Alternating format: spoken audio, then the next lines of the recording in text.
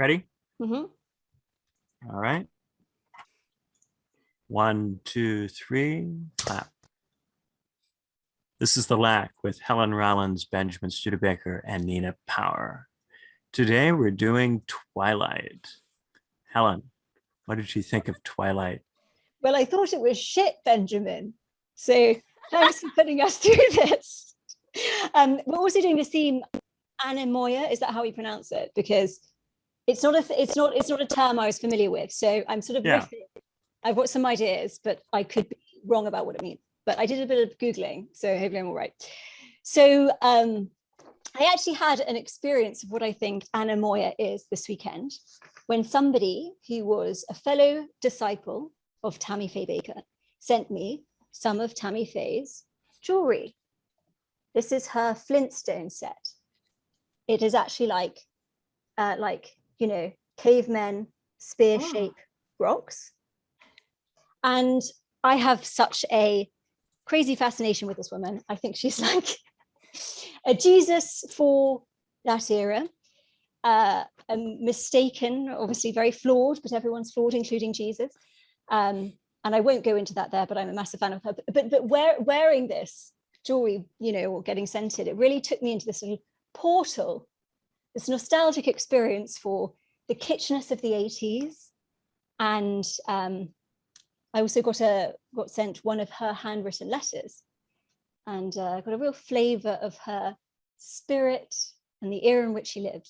I was thinking about when we make films, often we make films inspired by reality or about reality, telling stories about things that have happened or things we imagine might have happened or we would like to have happened or we think will be a good vehicle to convey some ideas. And so we become very nosy about other things. I think I'm quite a nosy person.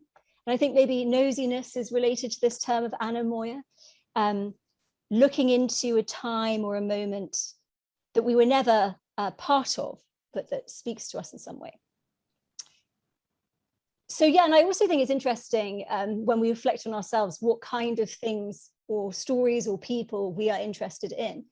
And often our interest can happen at a faster pace than our conscious realization of why. So it can always be interesting. Like I think when we talked about the films that we picked, that the films maybe say something about us. So you were thinking, Benjamin, about this theme of Anemoia in relation to Twilight. You sort of have a theory of Twilight. So I'm interested in why you think, what you think it's doing. But this is sort of this mythology with this vampire world of Twilight, and mythology within the contemporary world. So it's like a nostalgia for an alternative reality, potentially. Or a longing for a reality we wished was the case or was the world, but our world is chaotic, divided, and a bit shit, but that's what makes it good and what makes it productive in the first place. But so I wanted to talk a little bit about the filmmaking, because I just can't help myself. And it also ties a little bit to the theme. So, it's very poor. I couldn't finish it. I was literally like 5 minutes. I'll do 5 minutes time. So it's very expositional. And obviously this is needed because it's a whole kind of universe being like a world building happening within this first film. But there were these bits where Edward is sort of just, is he called Edward? Yeah. Edward is telling Bella about his reality and his history and the lore of the vampires, and they put a bit of like late noughties indie rock music behind it to try and give it some pace. It's definitely not a story. We're not involved in this sort of lacking narrative that the lack pushes the narrative forward. It's just sort of told to us. It's very, very strange. And it really made me want to be like there on set to like maybe have an anemoic experience in terms of being, because I'd love to see like, were they laughing at this? Were they in on the joke? How did it look in the edit room? What did the rushes look like? How did they form this? What was the rough cut like? It just is also weird to me. It's kind of like, yeah, weird, as in it's there's something extra there. There's something like odd and extra. So maybe I'm a little bit like, I wish I could go back to 2007 when they were filming this. Interestingly, Robert Pattinson wrote some of the score. There's a bit of him playing the piano, but that was his track, I think. So talented guy, potentially. Yeah, and the film doesn't actually start until 1 hour 26. That's when like literally the inciting incident happens. So there's a lot of other things going on, I think, that draw people in. And that is that it's highly sexual. It's highly, highly erotic.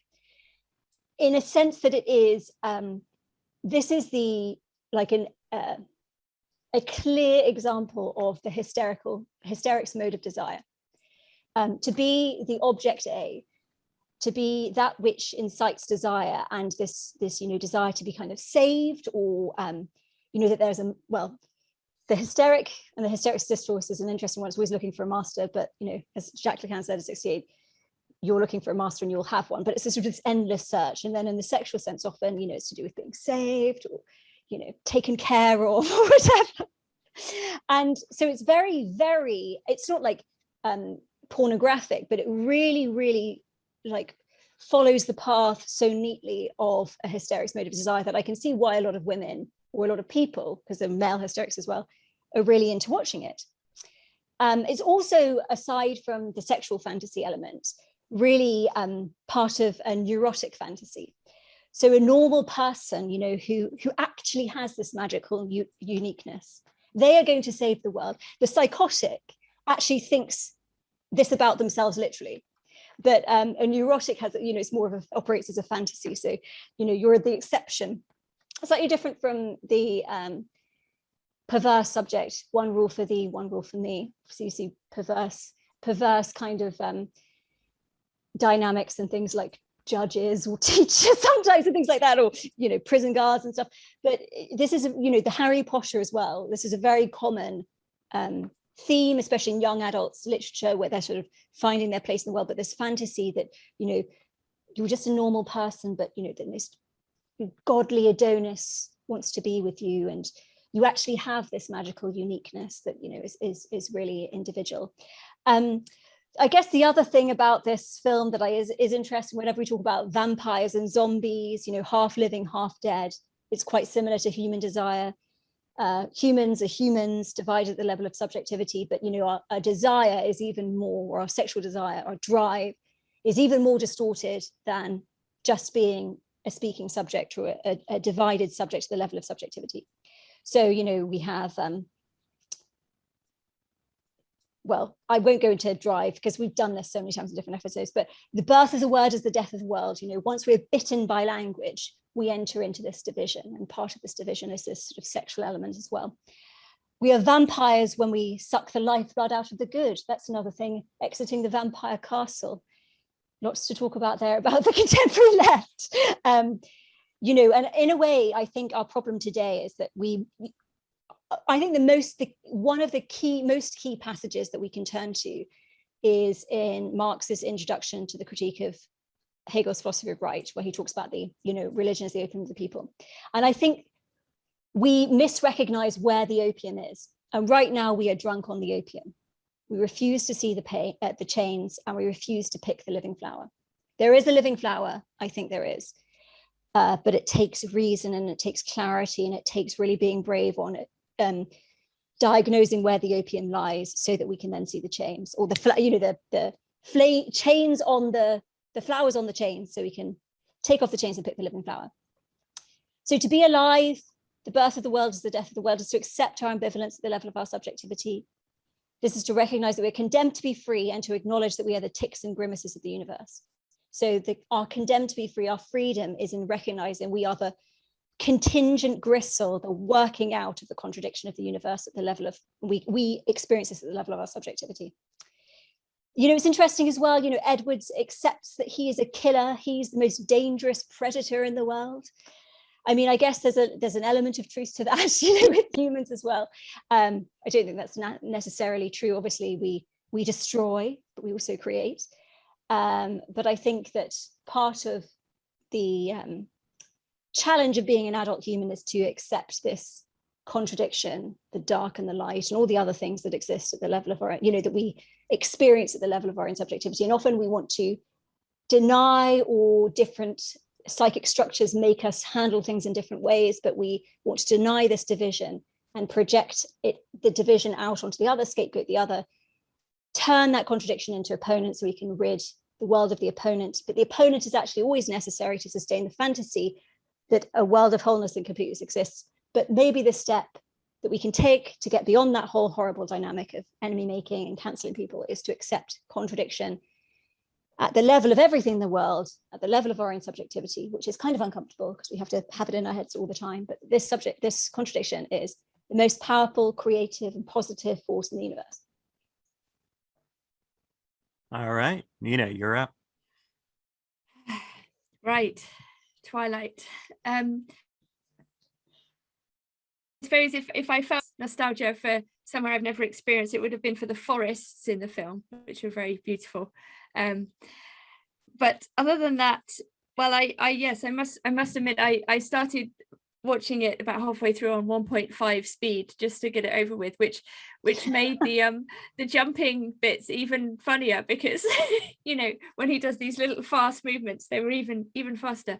And it sort of added a layer of even more absurdity to it. But I must admit, my reaction to this film, it reminds me of other films from when I was a teenager. First among them would be Edward Scissorhands, which is also about the impossibility of desire, which is to say that, you know, this creature that cannot have sex with also very similar looking, you know, young, pale, white Winona Ryder is very similar kind of character, and the kind of impossibility of that desire because the actual sexual relation will cause harm.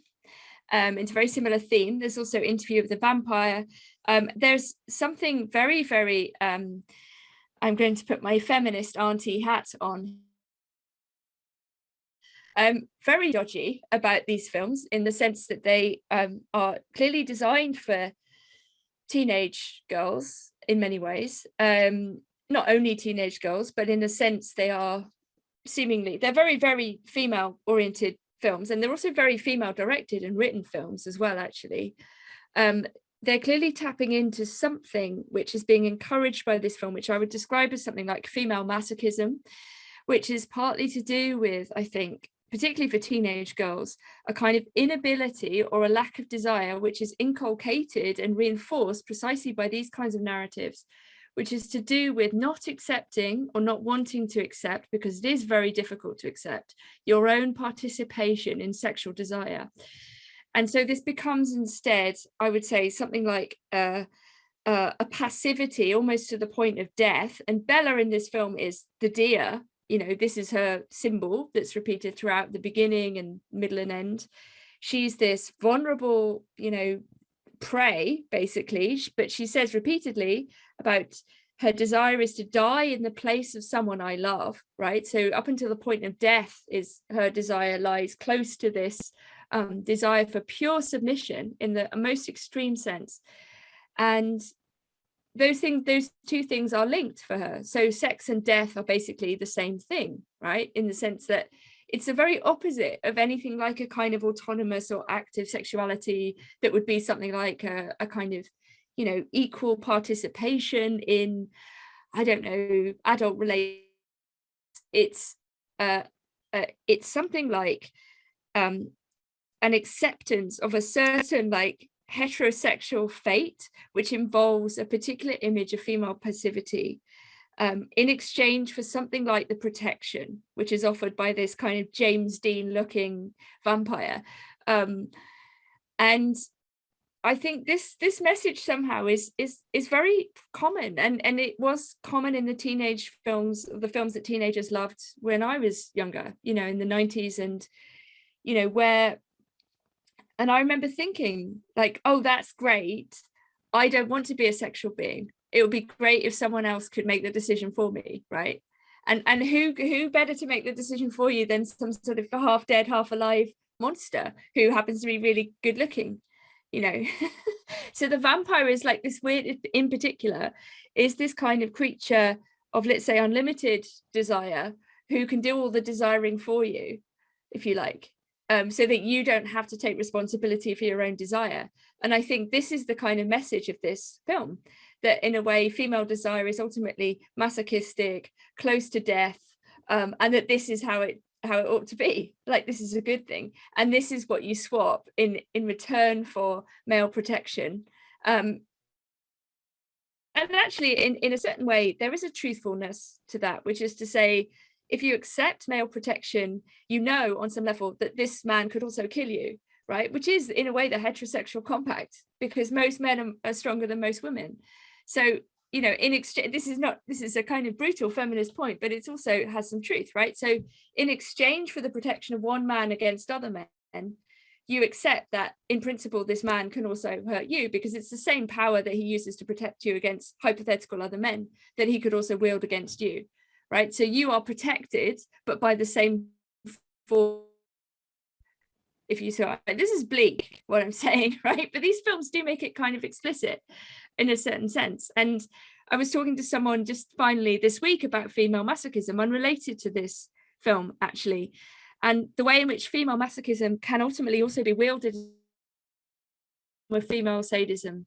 What happens in this kind of embrace of pure passivity is also an inability to say to a man, like, I don't want to be with you, right? So that you end up in this horrible situation where women are accidentally leading men on, right? Because they're not able to say, they lack the courage to assert their own desire and say, look, I'm just not interested in you, right? It takes a lot of courage to do that. And a lot of women would rather somehow avoid or sidestep that problem by accidentally, I think in most cases, stringing men along by refusing to outright say, I'm not interested in you, or I have a boyfriend, or, you know, I think there's so that female passivity ends up becoming a form of accidental or incidental female sadism, right? And this is very, very brutal. And I don't know quite how we might circumnavigate this, but I don't think that films like Twilight are in any way the answer. And I think they encourage like quite bad ideas in teenage girls that tap into something that's already there, and they know that that's what they're doing, right? All right, I'm up. So the first time I saw Twilight was a few weeks ago. My dad was declining. He died on August 14th. As a distraction, my girlfriend proposed that we watch these films. She's a Zoomer. She was born in 1997. When she was a teenager, all the girls were reading these books and watching these films. Why were girls so interested in this stuff? Yes, teenage girls like romances with hot people in them. Why these? They were really big. This is the challenge. So I watched all the films: Twilight, New Moon, Eclipse, and Breaking Dawn, parts 1 and 2. I haven't read the books, but I think I know the answer, and it's Anemoia. Anemoia is a specific type of nostalgia, a nostalgia for a time you've never known. Robert Pattinson's vampire, Edward, is 108 years old. He was an adult when he became a vampire in 1917. He therefore lives by a set of values and norms which come not from the 80s or the 50s or even the 30s, but from a time before that. His family is wealthy. He has the bearing of an aristocrat from before the sexual revolution. He heavily regulates his desire from drinking human blood for moral reasons. He feeds on animals, even though their blood is less satisfying. This creates a dynamic in which it is Bella, not Edward, who pushes for premarital sex. Edward feels premarital sex is wrong and he fears hurting her. Bella is also the one who wants to be bitten, the one who wants to be a vampire. Edward thinks vampires are an abomination. He does not want to destroy Bella's soul by turning her into a monster. Bella's relationship with Edward is, of course, contrasted with her relationship with the werewolf, Jacob. Jacob is Bella's age. He's conventionally masculine in a pushy, unrestrained way. Jacob gets angry when Bella resists his advances. He gives her kisses she doesn't want, and she punches him in the face. He constantly compares himself to Edward, boasting about how warm his body is, how there's real blood pumping through his veins. The rejection of Jacob in favor of Edward is never complete or total. Jacob remains Bella's friend throughout the films, but he just cannot compete with Edward, with the traditions which Edward represents. The superficial critique of these movies is that they're conservative. Edward is a vampire, but that's okay because he conducts himself as a Christian. The films launder Christian ideas through a satanic vamp aesthetic, They look gritty and gray and morally complicated, but they're propaganda Victorian values. But there's a more interesting question. Why were Zoomer girls fixated on Christian masculinity? It's not as if these Zoomer teens were religious types. Statistically, Zoomers are even less likely to go to church than millennials. I think it's because of Edward's restraint. Because Edward does not pursue Bella, Bella is free to pursue him. She can explore and express her sexuality because Edward will resist it. Jacob takes such expressions as invitations. Because Jacob will advance on her if she expresses her desires, Bella has to hide them from him. Zoomer girls are tired of having this kind of relationship with boys their own age. But Zoomer girls are not Victorian women. They want to be free to express their sexuality, but they only feel free to express themselves when the men are restrained. In other words, they want to have the sexual revolution without extending it to the men. It's a strange kind of hybrid gender politics where women are sexually progressive while men are so conservative they feel otherworldly. Is there anything wrong with that? I don't think it is a problem in itself. The trouble is that only some of the Zoomer girls want Edward. The girls on Team Jacob like the more contemporary, aggressive kind of masculinity, which Jacob represents. This means that if you're a boy, you're being asked by different girls to go in radically different directions. Sometimes you're supposed to be the restrained aristocratic vampire, and other times you're supposed to be the aggressive proletarian werewolf. And because the girls on Team Edward don't feel free to express their sexuality until they're sure you won't try to take advantage, it's hard to figure out who is on which team. The problem isn't that any particular set of romantic norms is wrong or too conservative or too progressive. It's that in the past century, all these sets of norms are breaking down. As they break down, it becomes harder and harder to know what other people want, harder and harder to know what's polite and what's rude.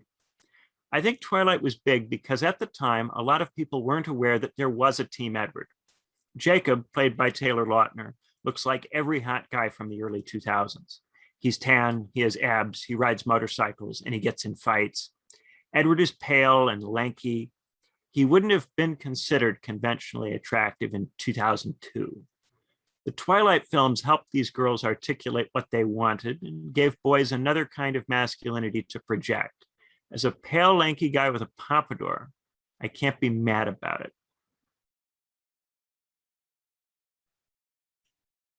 Nice. You do remind me of the idea of like transitional kind of sexual objects. So, you know, this idea that kind of teenage female desire basically often goes from kind of horses to boy bands who are very feminine, you know, then to like real men, right? So you have this kind of trajectory of sort of increasingly safe but slightly wild things. So the horse is often there at the beginning. Like you must have known horsey girls who had just posters of horses everywhere in this kind of, you know, very weird way. And I never liked horses. I thought they were too, I mean, I admired horses actually because they're very frightening in a way, but they're kind of amazing. But I never had that kind of transitional relation to them. And but yeah, and then the boy band who are usually very pretty, like Aha or something. You know, the man from Aha was very beautiful in this feminine way. He's like the prototype. And then I guess you have like, you know, we had to Take That, and I don't know, like now you have K-pop or something. I don't know. I'm so old. I sound very old now, don't I? But the overriding affect of these sorts of boys is that they're safe.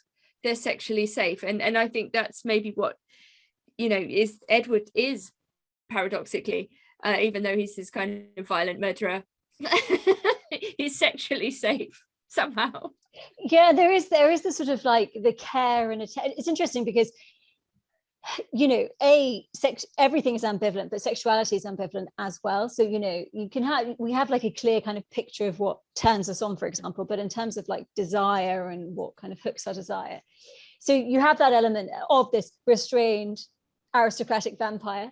I think about as well how vampires, I guess, are always, you know, in sort of like a symbolic sense, these sort of restrained, I don't know if restrained is the word, but aristocratic or superior, you know. The 2013 film Only Lovers Left Alive, you know, there's a sort of smugness, you know, to the vampire, a superiority. But so in a way, you know, and in terms of like the love story narrative, in terms of like narrative writing or screenwriting or whatever, you know, you have to have sort of an absence or an obstacle to incite desire. And obviously there's the obstacle of like, oh, it's too dangerous, but also, you know, she thinks he's repulsed by her at the beginning, and it's often, you know, it's a, we want what we can't have, and you know, that lack of interest that does incite desire. But then on another level or another aspect of her desire, this idea of being taken care of is something that a lot of people find extremely sexual. And so, yeah, at once when the sexuality is quite violent or, you know, energetic or kind of out there are all these different dimensions to it. And that he embodies both danger and care at the same time. Yeah, in almost all of these films, there's something that Edward is refusing to do that Bella is trying to get him to do. So in the first film, it's just to pay attention to her or to interact with her at all. And then in the second film, Edward runs away for the whole film because he thinks he is a danger to her. And this causes her to get to know Jacob the werewolf, who you meet briefly in the first film. And of course, by the second film, he's got muscles and he's more mature and all of that, right? And then in the third film, she's trying to get him to have sex with her, and he's refusing to do that until they're married. Did they not have sex until the third film? They don't have sex until the fourth film. Until the fourth film. After the that is a after lot the of wedding. Foreplay. Well, what you've got a lot of tease, you know. Wow. and then even when they have sex, he's trying not to hurt her, but of course he does. And then the whole plot of the fourth film is that, spoiler alert, is that she gets impregnated by the sexual act, and then she has this half vampire, half human fetus. And the fetus is too powerful because it's a vampire. So if it gets upset, it could potentially snap her spine. Oh my God. With That's its horrific. movements. Yes, it gets really dark in the fourth film. This plays into so many people's sexual fantasies. It's hilarious. By the way, as well, to go back to what you were saying, Nina, you know, we had this like an episode a while ago where it was like, could a woman have made this film? And it was like, yes, like you were right, it's an all-women creative team, and this is absolute tosh, you know. Well, and then let me tell you what happens with the fetus. So after it's revealed that she's pregnant, right? Both Edward and Jacob think that she should get it aborted. Edward thinks so because he doesn't think it's alive, because he thinks it's a vampire and vampires have no souls. So even though Edward would ordinarily be anti-abortion, he doesn't view it as a human life, right? And Jacob thinks it's a monster because he's a werewolf and they have a natural antagonism toward vampires, right? So you have this scene where they're trying to persuade her to abort the fetus, and she's declining to abort it. She refuses to abort it because she's convinced that it is a baby, right? And so that the werewolf, Jacob, you know, Edward brings him in because he thinks maybe he can persuade her because Edward has failed. So he brings Jacob in to talk to her, and there's an amazing scene where the werewolf, he's like, so Bella, I hear that you have this baby. What's up with that? You want to keep it? That's interesting. And then, of course, you know, she says, yeah, I want to keep it. I think it's alive. And within about 30 seconds, his mood just turns and he goes, it's a monster, Bella. What's wrong with you? And he just, the whole shtick with the werewolf is that he's nice for like seconds, and then he gets pissed about something and yells all kinds of abuse at everybody. And this is just kind of, you know, taken as normal. It's what you get when you have Jacob the werewolf, right? You just have this guy who's full of anger all the time. And it's fascinating. You know, we were talking last week about the illusion, the patter of poeticism that can lend an appearance of transcendence and connection to essence. And I think there's something about the sort of mysterious, tormented soul. And this could be, you know, women and man, both, I think. But, you know, maybe in terms of literature, history of literature, you know, the man, I don't know, because women are maybe being the pursuees in most historical literature, or maybe not, I don't know. Anyway, but they, you know, this sort of tormented soul indicates a kind of greater wisdom, or, you know, the world is a bit shit, obviously, but like, doesn't mean that being a nihilist or being depressed gives you any greater purchase on like the truth of reality or whatever, but there is a sort of like weird poeticism of torment, and this guy knows something, they have a truth, they know something that everyone else doesn't know, you know. Nah. Yeah, but isn't that located in Bella? You know, like he's like, I can't get a read on you, everyone else is interested in money, sex and money, you know, you're so mysterious. I mean, it's like, again, it's like this fantasy of the normal girl, the normal but slightly prettier girl, you know, who has something mysterious that she doesn't even know. It's like her hidden kernel, you know.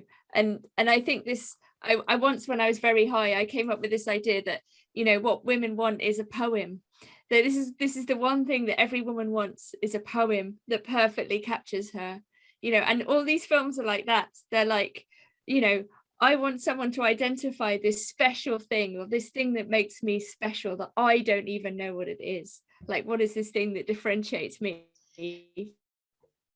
other women? It's revealed that she's a shield. She is able to block other vampires' powers.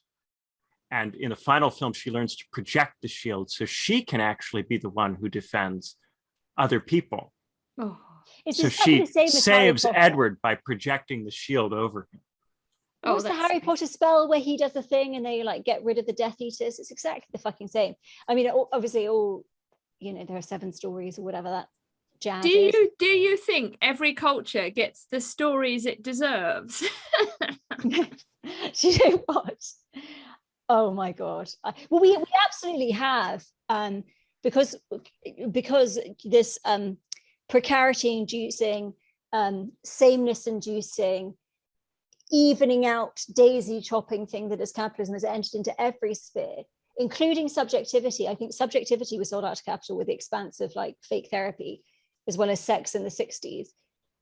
State has been, has sold themselves off to capital. It is so hard to create good work. I mean, it's always been difficult because of the imperative of money, but, you know, there was patronage and all these different things, and perhaps maybe an appetite for good stuff. And sometimes good stuff came from people who had the means not to work, for instance. But we are in an age where it is almost, and definitely as a maker, you almost, it's like jaw on the floor, the good stuff versus the stuff that is, say, distributed in the field that I'm in. And it's like, it's patently not good. And there is plenty of good stuff that people want to make, but obviously resources. I mean, I'm sort of thinking that maybe there's just going to be a dual economy where you have corporate stuff and people just make stuff for like very, very little, which is, but then who gets to see it, you know? And does it even exist if you have the millions to foist things before people's eyes? So is this reflective of the art that's getting made? It's reflective of a section of art that is made and presented to us. But I think to some degree, this reflects a little bit of the teenage girl's frustration with capitalism, because she grows up in a kind of middle-class home. Her father is a police officer, right? I think he's the police chief for the town. And you have the werewolf is a Native American. So he's an indigenous person who's very embedded in a kind of tribal culture, right? And then the werewolf, the vampire, is this aristocratic kind of old-time European figure. But both of the objects of her interest are not traditionally middle-class, professional class, good job kinds of boys. One of them runs around without a shirt with his wolf buddies on the reservation. And the other one is a quasi-European sort of fellow who wouldn't fit in anywhere really, and hardly fits in that school. Right? Yeah, it's a very good reading. Yeah. So there is, I think, a certain frustration with capitalism that is embedded in this film, even though, of course, the films have been used to sell an enormous amount of crap. But that's par for the course, that anti-capitalist sentiments are sold back to you. Absolutely, because this is the right-wing deviation of the left, you know. And this is the trouble. It's like the aesthetics of the left are not enough. The left is an understanding, is a philosophical understanding of the nature of subjectivity, of the nature of the market, and of the nature and how subjectivity and the market are related. And so, yes, we can be, but the sentiment of frustration is perfect as a let's say an audience to sell a solution to the frustration, which is, you know, temporary escape, or that there's let's say an essence to one group or an essence to another group that can be purchased or that can be attained and that can fill the gap of lack. But yeah, I think this is that's a really good reading, and it's a prime example of how you can marketize even a critique of capitalism. Yeah, because there is a third boy. The third boy is just one of the boys at school, and every time he gets a chance, and he eventually fades out of the story, but for the first 2 or 3 movies, every time there's a moment where Bella isn't attached to somebody, he makes a move and tries to get her to date him. And every time she's just completely disinterested in him. And he's just another middle-class boy from the town. And there's nothing really distinct or different about him. Is there ever a kind of like girl on girl aspect to this? Because, you know, some of the female vampires are kind of hot. You know, I'd be surprised if there wasn't a moment where they sort of tried it on with Bella, right?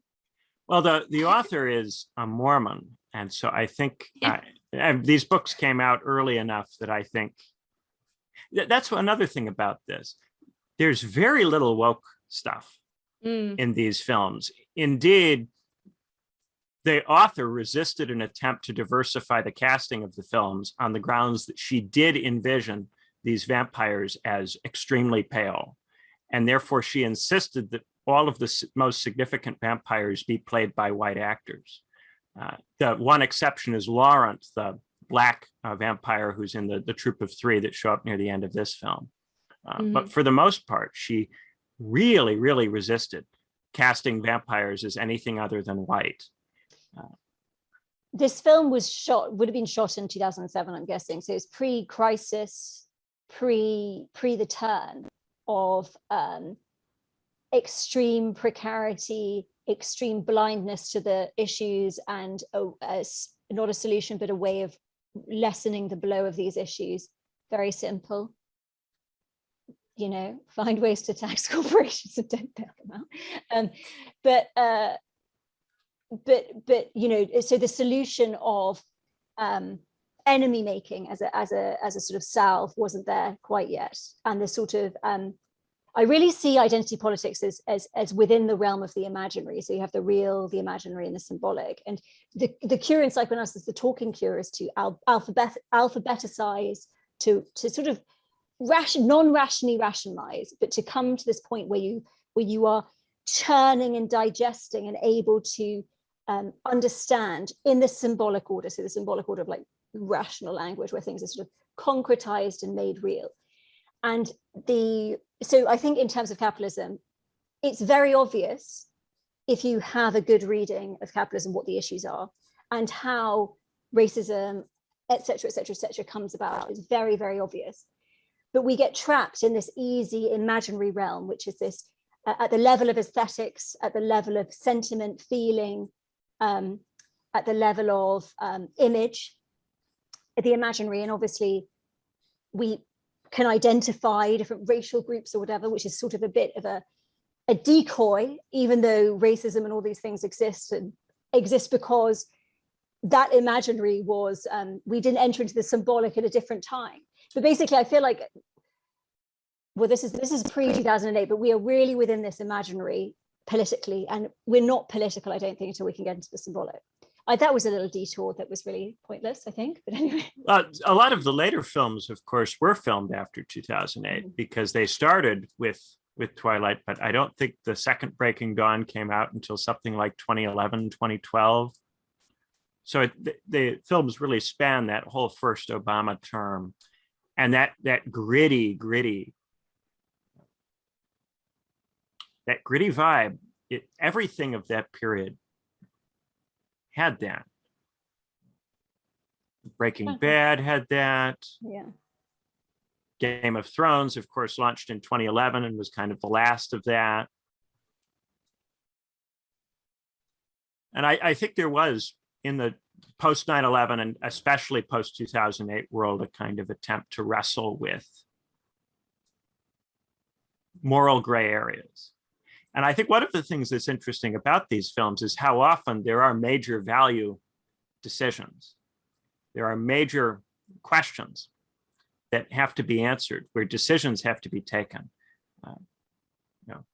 Do you stay immortal or become a vampire? Do you keep the baby or do you abort it? We do have some questions of value that get asked in these films. And looking at the popular cinema of the last few years, there are hardly ever any questions of value asked where characters that are considered good or admirable disagree about those questions. And in these films, the disagreement about what to do with the baby in Breaking Dawn Part 1, where all of your protagonists have very shockingly different views, and they just have an argument about whether to abort this baby in a film. A real proper argument about it. Yeah, am I crazy, or is that much deeper than anything that's been in a popular movie in several years? Maybe I wouldn't go so far as to say deep, but I haven't seen any of the other films except for this first one. But yeah, no, there is a what would you call a sense of givens. If you're this person, you think this. If you're this person, you're reprehensible. If you're this person, you represent this group and you think that. If this person says this, then they're cancelable. So there is very much an erasure of nuance at an understanding of messiness and division at the level of everybody, and an attempt to project oneness and satisfying categories on the world in a way that I think speaks to the anxiety and precarity of the political and economic situation. But I think you're right. We have less debate than we used to. Another thing, the way that they get to oneness here, the vampires and the werewolves have this natural dislike for one another because the werewolves spawn to defend the tribes from the vampires. That's their reason for being. And they smell terrible to the vampires and all of this. But by the end of the films, the vampires and the werewolves come together over the shared desire of Jacob and Edward to protect Bella. And by the end of the film, the vampire's family has got the werewolves on its side. And it begins with a kind of split in the werewolves where the werewolves decide, some of the werewolves want to defend Bella and others think that Bella is a problem because she's impregnated with this baby. And eventually the werewolf imprints on the fetus. So because he imprints on the fetus, he kind of falls permanently in love with the fetus that has only just been, with the newborn fetus, to the point where he's kind of got this obsessive fixation on the fetus and has to defend the newborn, right? So the werewolf, who has been calling for the abortion of the fetus, as soon as the baby is born, develops this obsession with protecting it. And the other werewolves view this imprinting as a fundamental part of who they are. And they always respect it. If a werewolf is imprinted on someone, then they never touch or harm that person, right? So because Jacob imprints on newborn, all of the werewolves now will not touch Bella's newborn, and they're compelled to defend the newborn because a member of their pack has imprinted. So from that point forward, the werewolves and the vampires have to work together. And so you have these indigenous people protecting these extremely pale, vaguely European vampires. Sorry. No, I mean, I'm just sort of wondering how much protection one woman needs, for goodness sake. But I mean, I think that the werewolf vampire distinction is interesting. I mean, obviously Marx uses vampires as a metaphor for capital famously, and the kind of parasitic nature of capital is vampiric, and but it's very sort of I don't know, almost like faintly psychoanalytically framed decision. It's like, if you're a woman, would you rather a vampire or a werewolf? What would you say, Helen? If you had to vampire. See, I would. Why? Maybe I consider. I would have to think about that. I don't know if I have a good quickie thing right now. Maybe it's because Robert Pattinson is quite, you say he's not attractive for 2002. He was Cedric Diggory in the early noughties. Yeah, I think he was attractive. I think he was deemed to be attractive. Maybe his beauty, his aesthetic pleasantness transcends trend, See, I would choose a wolf, you see, but that's just because I like wolves a lot and I would like to be in the forest. But it's like Zizek talks about ages ago, you know, this idea they ran this survey about whether people would rather have sex with a monkey or a robot, or an ape or a robot. And can you guess how this divided along? Well, I mean, like robot. Sex. Right, you'd say robot. Benjamin, would you say robot or ape? Oh, that's very difficult. I've never really thought about that at any point in my life. Plenty of people have sex with robots already. Yeah. I mean, allegedly, this divides, I mean, not completely cleanly, but apparently women tend to say monkey and men tend to say robot. You what? And it's supposed to reveal something about it's supposed to reveal something. I don't remember what it is, but I definitely I think personally, I you know, probably because I'm into the wild and pagan things, it's like something that's alive. You know, I'm not interested in things that are dead. It's like, you know, no, but I wouldn't want to have wouldn't be friends with a or have a relationship with a robot, but I definitely couldn't go through with having sex with it. I think, but this is it's interesting because it's about sex as instrument. It's about anyone's, not you, but anyone's relationship to intimacy, right? So is intimacy a connection with a living thing, right? Or is it an instrumental act? Are robots dead though? No, but the thing is as well, they're not alive. They're not divided. Unless, well, the thing is, like, what do you call algorithms are made by humans, so there is a division within them at some. I would definitely not have sex with an algorithm. No. But the thing is, but there's a human imprint on a robot, you know. Because this argument comes up a lot in sci-fi, right? About to what degree robots are like us. And I think that that's a central question here, because some people, when you say, would you have sex with a robot, they're imagining a sex doll, something that's totally lifeless. Some people are imagining like the kind of robot from Ex Machina or Her, something that seems conscious or very nearly conscious. Yeah, or 2046, the Walter Away film. Yeah. And some people are imagining something somewhere in between those poles, like maybe I don't know, that robot from Guardians of the Galaxy or something. So there are lots of different kinds of robots. Yeah, there are. But they're not alive. They're not living. There's no such thing as a sexual relationship. How can you know? People have sex with their eyes closed. They masturbate in the presence of someone else. So, let me ask you this. So if you were to have sex with a robot, would you rather have sex with a sex doll or with a robot that is highly animate and seems alive? Yeah, like Joy from 2049 although in 2049 he has sex with a prostitute with the projection of joy on her. See, I mean, given that we're talking about tools and instruments, something that was more tool-like. I mean, I never use anything like that ever, but because I'm weirdly prudish and strange. But you know, it would be something that would remove it from the uncanny valley humanness. You know, I couldn't bear it. It would make me feel so melancholic. It would be horrible. It would be that looked human but that wasn't alive. I'd feel I think suicidal. Everybody's going to agree that if it's in the middle between those two things, it's probably the least compelling case. No, but okay, but a robot that was human, very human like, would make me feel suicidal.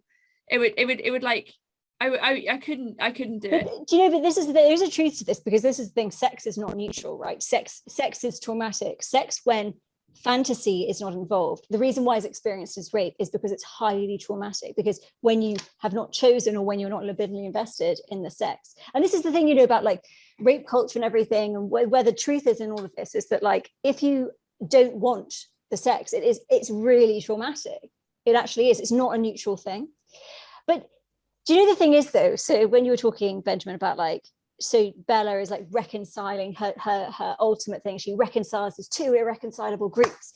Like, so the question of what do women want? Freud, unanswered. Maybe it's this. So to the hysteric, and again, like many men are hysteric. It's like, this perpetual quest to undermine the master, to undermine like the well, there's all kinds of different discourse, but to undermine, you know, my sister has a little kid who's so cute, and she will say like to him, he's Spanish, so he has the most hilarious accent, like, who's a silly Billy? Papa, you know. So it's like this perpetual undermining of the man, you know, but undermining for what, you know, you want a master and you will have one. You're trying to undermine the master, but then you know, a new one will always, this search for the master signifier will always sort of become instigated again. But maybe it's like to reconcile. Maybe that the ultimate thing is, but to reconcile is impossible.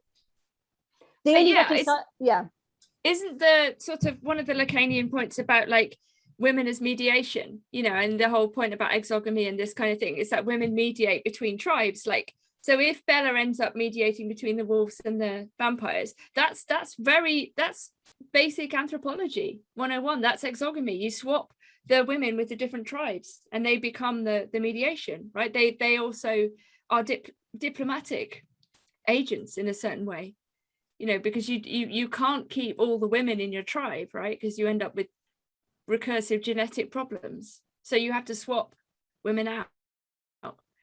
But then they end up mediating. And I don't know, I think women often play this role of mediating between men. I feel like I always do this. Like two men are at war and I have to kind of like mediate, often fruitlessly, between them.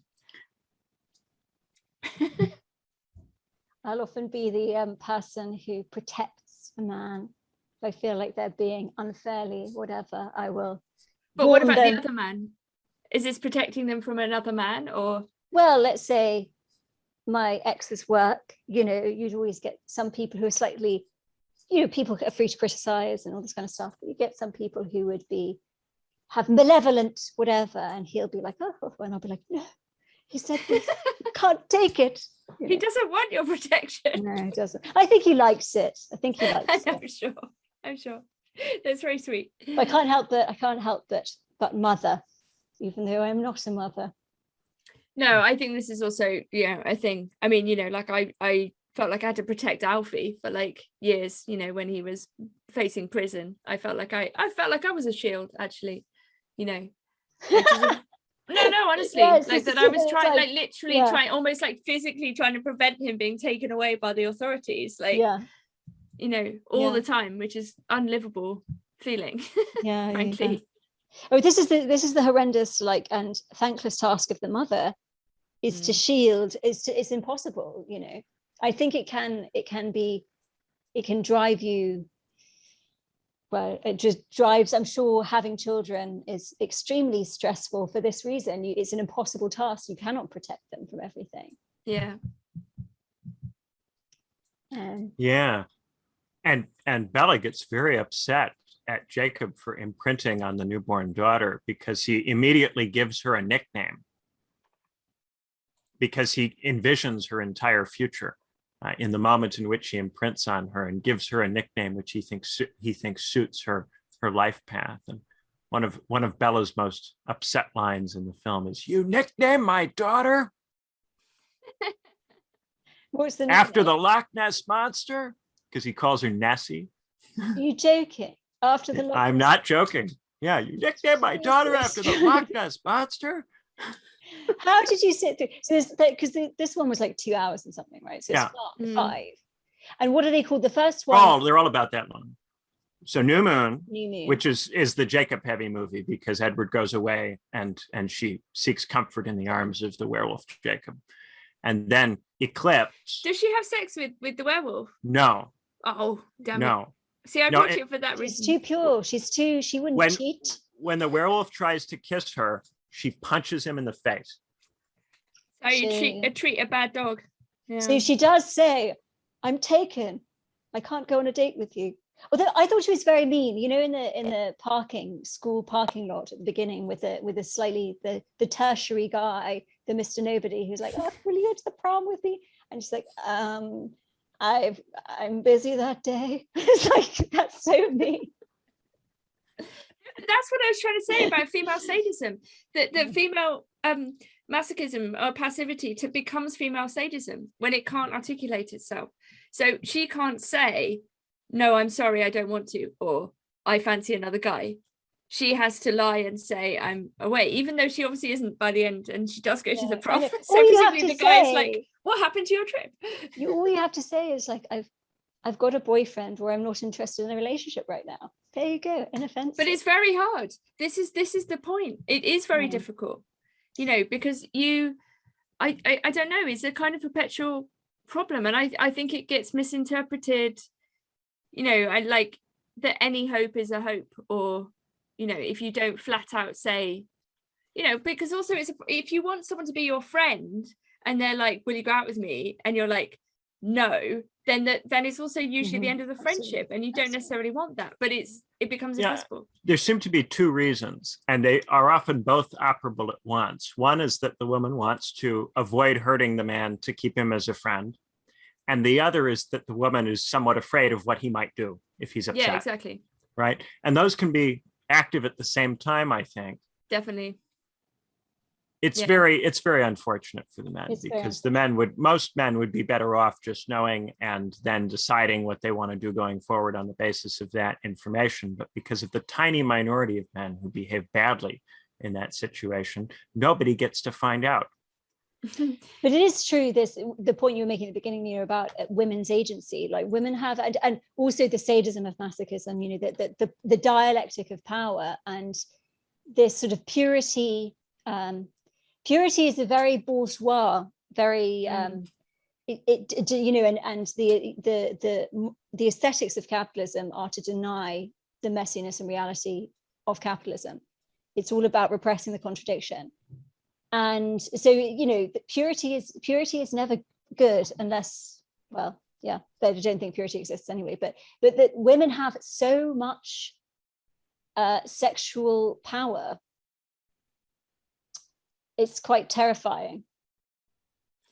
Yeah, I mean, I think it's terrifying for them. I mean, if you're an attractive teenage girl or whatever, I mean, it's a nightmare for you. I think, really, especially at that age, when you both have power but you don't know how to wield it, and I don't know, it's a problem. I mean, it's like there've been these periodic crises, like in Britain, obviously, around sexualized behavior in schools, right? We recently had a kind of moral panic about that, and it's like, I was reading, I keep reading back over my teenage diaries. I'm reading them out to someone like day by day, and I have them all since I was 13, like every single, it's very strange to read them. They're very boring in a very interesting way.